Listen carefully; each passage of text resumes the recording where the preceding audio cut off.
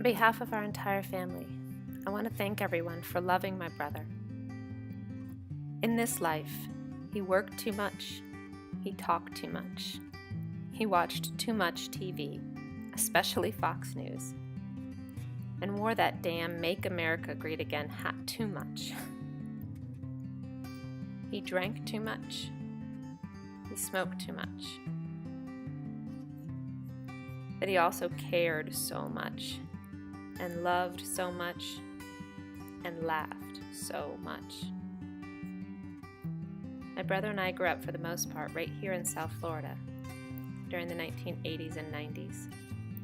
Those were different times, and there were 3 foundational principles about how we were raised that epitomized the man he was. These were taught to us by our parents, Craig and Carol, by the examples they set for us, by our pastor, Daryl, and the church family we were raised a part of, and by many of you as our aunts, uncles, cousins, and extended family. Those principles are 1, never follow directions, 2, always talk to strangers, 3, don't call someone your friend.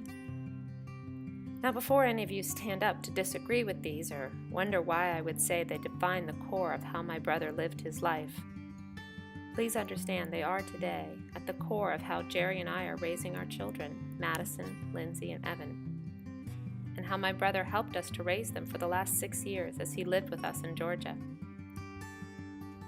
First, never follow directions. Growing up in the Chaddock house, our family motto was, if there's a picture on the box, we can build it. This is true about how my brother approached everything in life. If he understood the end goal, he could find a way to make it happen. Now, sometimes that end goal might have been to borrow a cat from a local water park to use in the homecoming parade, or teach himself to ride a unicycle by tying ropes between 2 ladders, or building a half pipe in the neighbor's backyard, or a big metal barn in Richard's backyard, or a tree house in our backyard, lovingly called the floating condominium by my dad, complete with running water. There were no Google searches or YouTube videos growing up, nor were there any how-to manuals for any of the crazy things my brother set his mind to. But he didn't mind, because reading a manual was not only admitting defeat, but since he approached things from a different perspective, he always had his own way to make things work. His methods, I'll say kindly, were often unconventional, but they were equally as effective. If duct tape and WD-40 couldn't fix it, then he'd say, spackle and paint makes it what it ain't. This sentiment not only applied to literally every project he ever did, because a finished carpenter he was not, but also to how he saw people, because he knew in this world God wasn't a finished carpenter either. My brother saw past the cracks in someone's paint and found their talents, what made them special or unique. So while his methods often were not polished, he would work until he'd help you find a way. And if he couldn't build it, fix it, or solve it himself, then he always knew a guy or a gal who could. Which brings me to number 2. Always talk to strangers. Which in most cases is how he knew so many people with so many varying talents. There were many family holidays over the years where the waitress from my parents' breakfast the day before was now somehow joining our family for Thanksgiving dinner. Or this past Christmas where my brother included Santa the Bounty Hunter in our holiday party. But not one of us batted an eye. Because you see, we were taught everyone is welcome, and it's okay to talk to strangers. But let's be honest, my brother never met a stranger. He opened his home, his heart, and a helping hand to everyone he met. This is what made him such an amazing salesman. Not because he knew all the sales tricks, because he did, but because he was sincerely good at just one of them. Openly, honestly, empathetically connecting to everyone he met. That instant connection that he made with people is why many of you are here today. That's why there are hundreds, if not thousands, of people with engagement rings purchased having received the family discount. If any of you have ever benefited from Burdine's back in the day or Macy's Friends and Family Discount Days, you have my brother to thank. It all actually started with his idea. Because once he made a connection to someone, as far as he was concerned, you were now claimed as family. And we take care of family. Family is an interesting thing. You see, growing up, we didn't think our parents had any friends. But we did find it interesting, however, just how many aunts and uncles and cousins we had. Oddly enough, none with the same last name, but they did all live on our street, or attend our church, or work alongside of our parents. You see, the reality is we were raised to not call someone our friend, but to instead make them family. So I say proudly, my brother didn't have any friends, but he does have an amazingly vast extended family. One that reaches back years and in many cases decades, and stretches across both coasts of our country. Family he claimed from Seminole Middle School, South Plantation High School, BCC, or Beer Can College as he called it.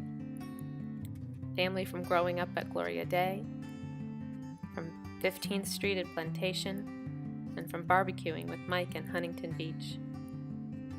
Hundreds of family from any number of the places where he worked, going as far back to Union 76 with his Uncle Gary, or K Jewelers, Burdine's, Finley, BIS, Rape Mod with David, Kaladi, or most recently at Empire.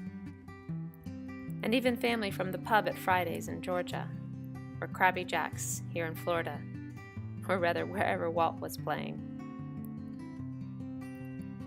My brother has only 2 nieces and 1 nephew in what society would call the traditional sense. But there are literally hundreds of people who call him Uncle Lee or Uncle Craig. And I'll speak for my kids in saying they're okay with sharing him. Because Lee, Jerry and I are raising them to follow all your best traits. To never just blindly follow directions, but to find their own way. To always talk to strangers.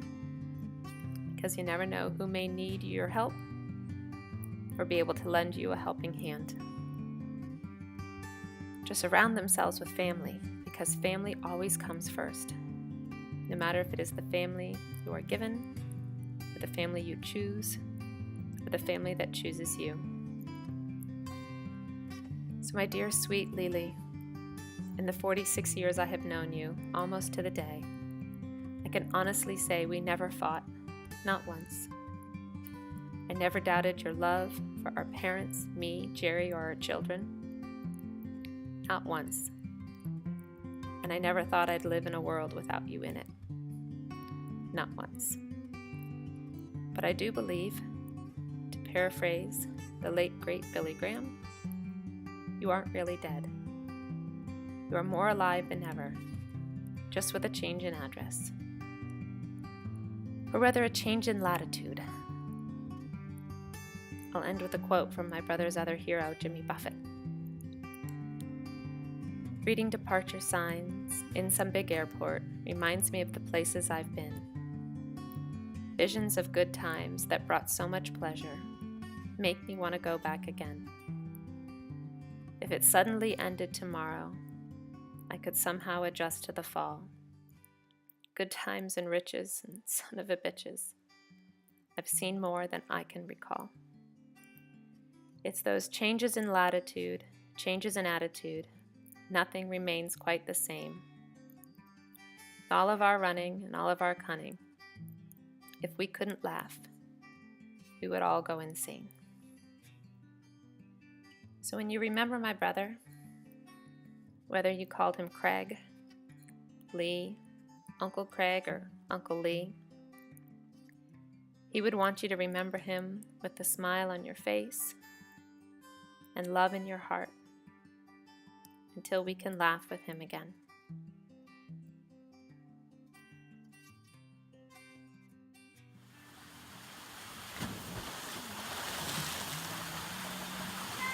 Perfect!